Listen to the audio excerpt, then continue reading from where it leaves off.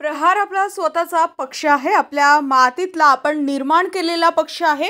लोक आम्हाला म्हणते गद्दारी का केली, आम्ही काही गद्दारी केली नाही, आम्हालाही मुख्यमंत्री बनायचं आहे असं वक्तव्य आमदार बच्चू कडू यांनी अमरावतीत केलंय।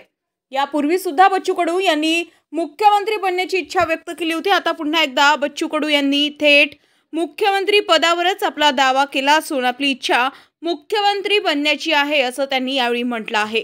प्रहार आहे ना आपली, पण आपल्या अमरावतीवाल्याचा पक्ष आहे, आपल्या दिल्ली मुंबईचा पक्ष थोडा आहे आपला पक्ष। त्याने तुम्ही टाळ्या वाजवा आपला म्हणा,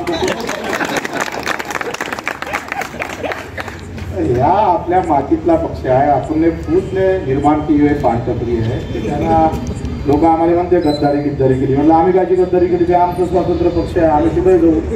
तुम्ही अगर मुख्यमंत्री बनना चाहते तो हम भी बनना चाहते हैं, आमचं पण राजकारण आहे, आम्ही पण कसं करू शकतो। आणि म्हणून हा राजकारणाचा जरी असला तर आम्ही सर्व उपस्थित झाला। खरं तर मीडियावाल्याचा हा कार्यक्रम होता,